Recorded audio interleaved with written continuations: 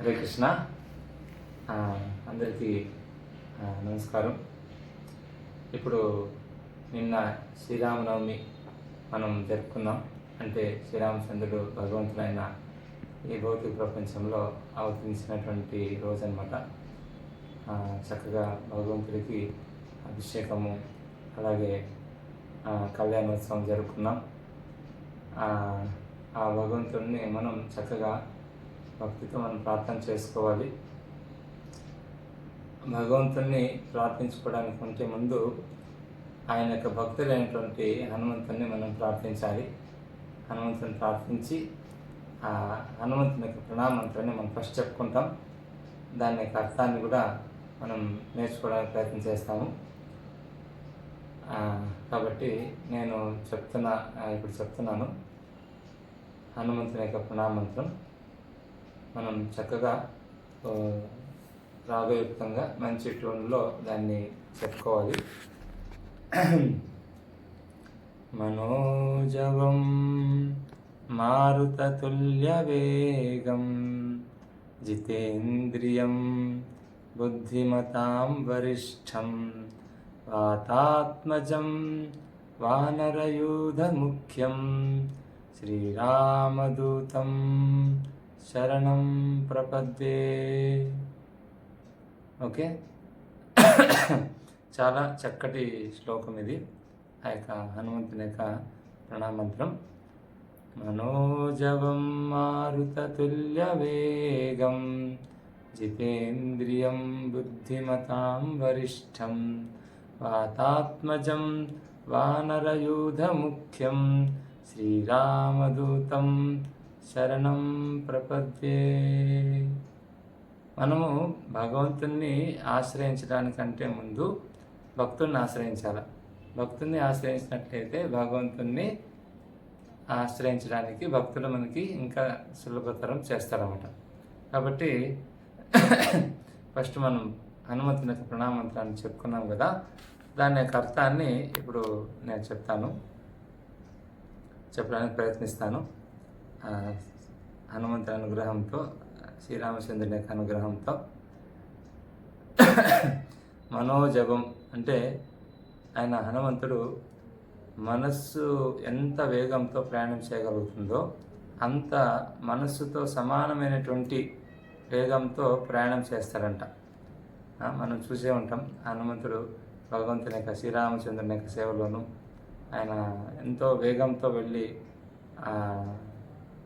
సీతామాతను కనుక్కొని, ఆ జాడ కనుక్కొని తిరిగి ఆయన ఆ యొక్క సీతామాతతో మాట్లాడి చక్కగా ఆమెను ఓదార్చి ఆ లంకలో రావణాసురు యొక్క బలం, అంటే వాళ్ళ యొక్క సైన్యము, వాటి యొక్క అందరి యొక్క బలాలు పరీక్షించి వాళ్ళందరికీ రావణాసుడితో కలిపి కొంచెం బుద్ధి చెప్పి తిరిగి ఆయన మళ్ళీ లంకని కాల్చేసి మళ్ళీ శ్రీరాముడిని చేరుకోవడం జరిగిందనమాట.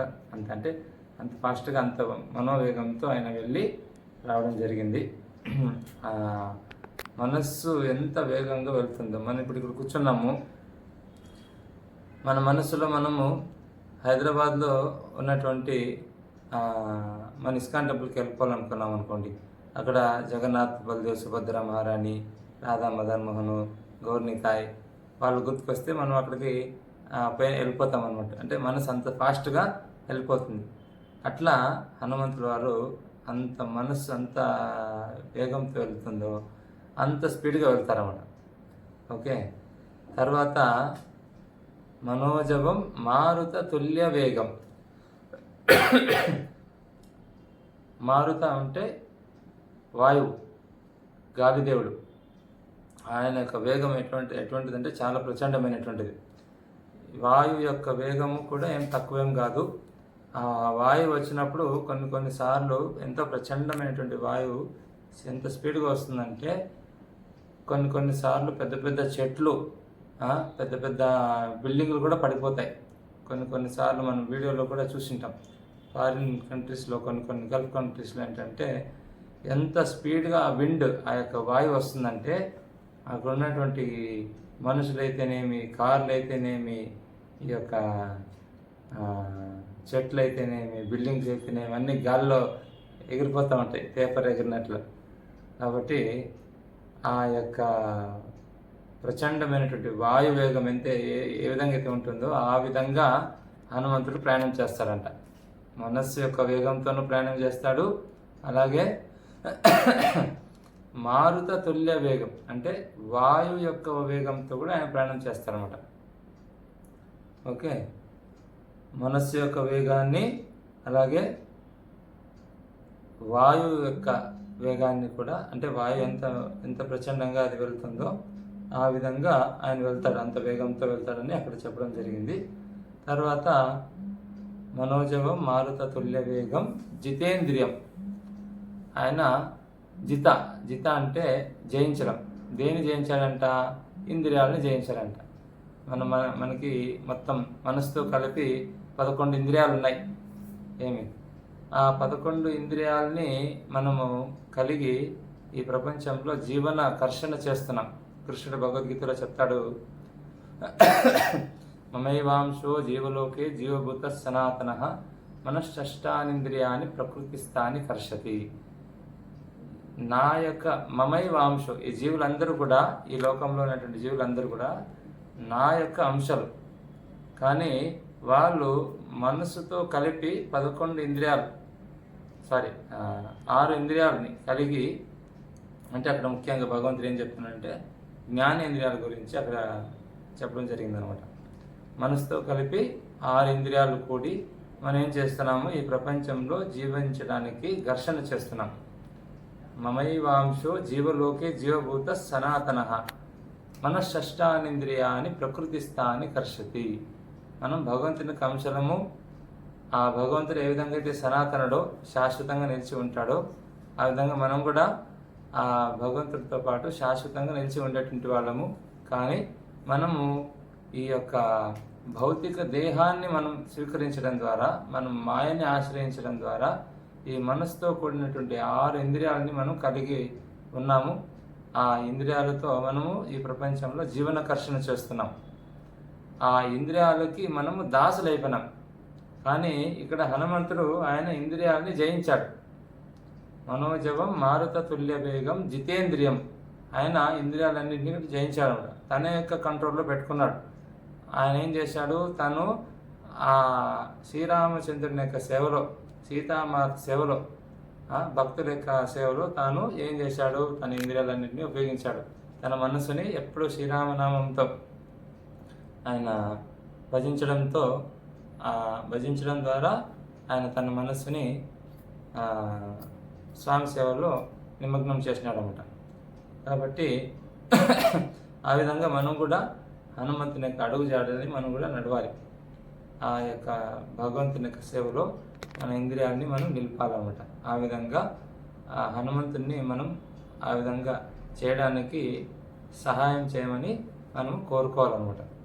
అంతేకాకుండా బుద్ధిమతాం వరిష్టం. ఆయన ఎంతో చక్కటి బుద్ధివంతుడు అనమాట. అంటే ఎంతో తెలివితేటలు, ఎంతో సకల వేద శాస్త్రాల యొక్క జ్ఞానాన్ని అంతటిని ఆయన కలిగి ఉన్నాడు. బుద్ధిమతాం వరిష్టం. వరిష్టం అంటే శ్రేష్ఠుడు అనమాట. ఎంతోమంది జ్ఞానవంతులు ఉండొచ్చు, ఎంతోమంది బుద్ధివంతులు ఉండొచ్చు. కానీ హనుమంతుడు ఎట్లాంటి వాడంటే ఎంతోమంది బుద్ధివంతులు ఉన్నా కానీ వాళ్ళందరిలోకెల్లా ఆయన శ్రేష్ఠుడు అని అక్కడ చెప్పడం జరుగుతుంది. మనోజవం మారుత తుల్య వేగం జితేంద్రియం బుద్ధిమతాం వరిష్టం వాతాత్మజం. అంటే ఆయన వాయుదేవుని యొక్క కుమారుడుగా అక్కడ వాతాత్మజం అనేటువంటి పదం సూచిస్తుంది. అంతేకాకుండా వానర యూధ ముఖ్యం. ఆయన వానర సేనలో ఆయన అత్యంత ముఖ్యమైనటువంటి వాడు. శ్రీరామచంద్రుడు వానర సేనాన్ని ఉపయోగించి ఆ యొక్క రావణాసురుని ఆయన జయించాడు. వాళ్ళని కూడా తన యొక్క సేవలో నిమగ్నం చేసుకున్నాడు. అంటే వాళ్ళకు కూడా ఆయన ఉపకారం చేశాడు. ఆ విధంగా వాళ్ళని కూడా ఉద్ధరించడానికి ఆ విధంగా చేశాడు. అయితే ఇక్కడ హనుమంతుల వారిని ఆయన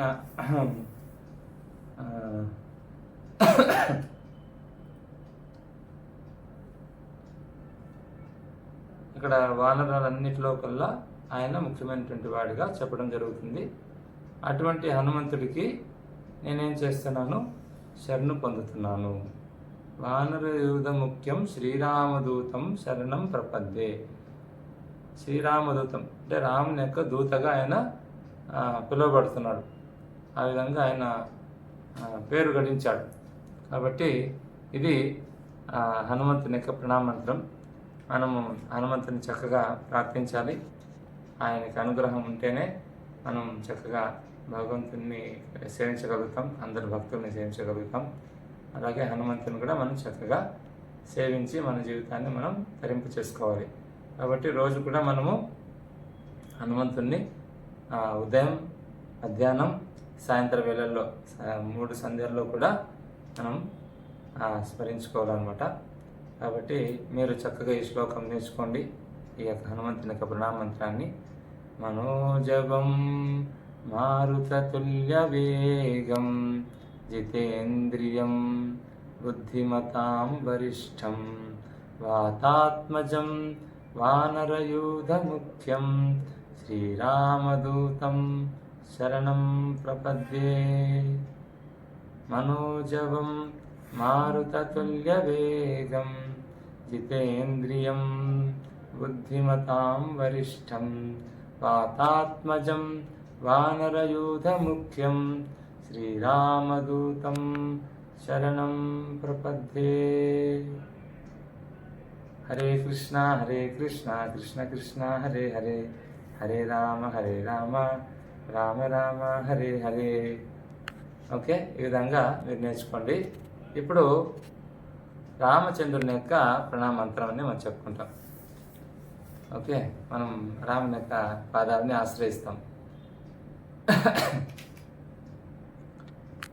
ఆపదాం అపహర్తారం దాతారం సర్వసంపదాం లోకాభిరామం శ్రీరామం భూయో భూయో నమామ్యహం.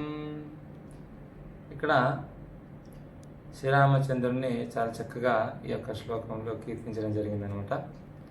ఆయన శ్రీరామచంద్రుడు ఏం చేస్తారంట, మన యొక్క ఆపదలన్నీ కూడా తొలగించేస్తారంట, అపహరించేస్తారంట. మామూలుగా మన ఈ ప్రపంచంలో మన డబ్బులను అపహరించే వాళ్ళు, లేదంటే మన యొక్క మానాన్ని అపహరించేటువంటి వాళ్ళు, ధన మన ప్రాణాలని అపహరించే వాళ్ళని మనం చూసింటాం. కానీ ఈయన శ్రీరామచంద్రుడు ఏం చేస్తారంట, ఆయన మనకి మన జీవితంలో కలిగేటువంటి ఆపదలు వాటిని ఆయన అపహరించేస్తారంట. చూడండి, భగవంతుడు ఎంత మంచి కార్యాన్ని చేస్తున్నాడు. ఆపద వచ్చినప్పుడు మనం ఆయన పాదపద్మాలను ఆశ్రయించినట్లయితే, ఆయన చక్కగా భజించినట్లయితే, ఆయన్ని మనం కీర్తించినట్లయితే, ఆయన పాదపద్మాలను ఆశ్రయించినట్లయితే ఆయన ఏం చేస్తాడు, మన యొక్క ఆపదలన్నింటినీ కూడా ఆయన తీసేసుకుంటాడు అన్నమాట, తొలగించేస్తాడు. ఆపదాం అపహర్తారం. తర్వాత దాతారం సర్వసంపదాం. దాత అంటే ఇచ్చేటువంటి వాడు. ఏమి ఇస్తాడైనా? సర్వసంపదాం, అన్ని రకాల సంపదల్ని ఇస్తాడు. ఆయన మీద మనకు విశ్వాసం ఉండాలి, ఆయన మీద మనకు భక్తి ఉండాలి. ఆ భక్తి నిజమైనటువంటి సంపద. ఈ ప్రపంచంలో ఉన్నటువంటి సంపదలు ఏవైతే ఉన్నాయో ఇవన్నీ తాత్కాలికమైనటువంటివి. శాశ్వతమైనటువంటి సంపద ఏంటంటే ఆయన పట్ల భక్తి, ప్రేమ అనేటువంటిది మనకు కలగాలి. కాబట్టి అటువంటి భక్తి ప్రేమ ద్వారా ఒక వ్యక్తి నిజంగా ఎప్పుడు ఆనందంగా ఉండగలుగుతాడు. శ్రీరామచంద్రుడు ఆయన ఎప్పుడూ ఆనంద స్వరూపుడు, ఆయన ఎప్పుడూ ఆనందంగా ఉంటాడు. రమంతే యోగినో అనంతే అంటే ఆయన భగవంతుడు యోగులందరికీ కూడా ఆనందాన్ని ఇస్తాడంట. ఆయన తనలో తాను ఎప్పుడు ఆనందాన్ని పొందుతూ ఉంటాడు. ఆయనకి బయట నుంచి ఏం అవసరం లేదు. ఎవరో వచ్చి ఏదో చేస్తే ఆయనకి ఆనందం వస్తుంది అనేటువంటిది లేదనమాట. ఆయనకి ఎవరైనా వచ్చి చేసినా చేయకపోయినా ఆయన ఎప్పుడు ఆనందంగా ఉంటాడు. అందుకే ఆయన పేరు రామ అని చెప్పడం జరిగింది అనమాట. ఓకే, ఆపదామపహర్తారం దాతారం సర్వసంపదాం లోకాభిరామం శ్రీరామం భూయో భూయో నమామ్యహం. లోకాభిరామం అంటే ఈ యొక్క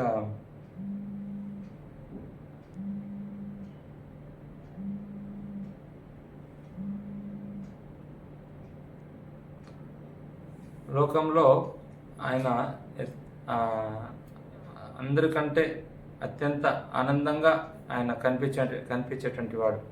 శ్రీరామచంద్రుని యొక్క మూర్తిని మనం చూసినట్లయితే ఎప్పుడైనా కూడా ఆయన చిరునవ్వు నవ్వుతూ ఏం చేస్తాడు, ఆయన ఎప్పుడు ఆనందంగా ఉంటాడు. అంతేకాకుండా ఆయన యొక్క ఆయన ముఖార విందాన్ని ఎవరైతే చూస్తారో, ఆయన యొక్క దర్శనం ఎవరైతే చేసుకుంటారో వాళ్ళు కూడా ఎంతో ఆనందాన్ని పొందుతారన్నమాట. ఆ విధంగా ఆయన అందరికీ ఆనందాన్ని ఇస్తాడు కాబట్టి ఆయన లోకాభిరామం శ్రీరామం భూయో భూయో నమామ్యహం అంటే ఆయన ఆనందంగా ఉండడమే కాకుండా లోకమంతటికి కూడా ఆనందాన్ని ఇస్తాడు. ఆయన ఎంతో అందంగా ఉన్నాడంట, ఎంతో సౌందర్యంగా ఉన్నాడు. శ్రీరామచంద్రుడు ఎంత అందంగా ఉన్నాడంటే ఆయనంత అందము ఇంకొక చోట లేదు. కోటి మన్మధులు కూడా భగవంతుని యొక్క సౌందర్యానికి సాటి రారు అని మనకి బ్రహ్మ సంహితలో బ్రహ్మదేవుడు చెప్తాడు.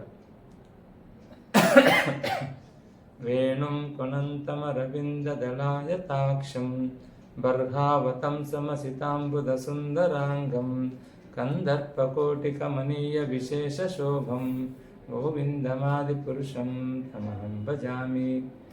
ఆ శ్రీరామచంద్రుణ్ణి ఎవరైతే ఒక్కసారి చూస్తారో వాళ్ళు కళ్ళని తిప్పుకోలేరు, అంత సౌందర్యాన్ని కలిగి ఉంటాడు. కాబట్టి అటువంటి అంత అందమైనటువంటి ఆ శ్రీరామచంద్రుడిని మనం ఎప్పుడూ ధ్యానిస్తాలి, ఆయన్ని మనం చక్కగా కీర్తించాలి, ఆయన్ని మనం చక్కగా సేవించాలి. ఆ విధంగా ఆ యొక్క లోకాభిరామం శ్రీరామం, ఆ శ్రీరాముడికి ఏం చేయాలి మనము? భూయో భూయో నమామ్యహం అంటే భూయో భూయో అంటే మళ్ళీ మళ్ళీ తిరిగి ఏం చేయాలి మనము? నమామ్యహం అంటే నమస్సుల్ని అర్పించాలి, ప్రణామాలు అర్పించాలి. ఈ విధంగా మనము శ్రీరామచంద్రుడిని సేవించాలి.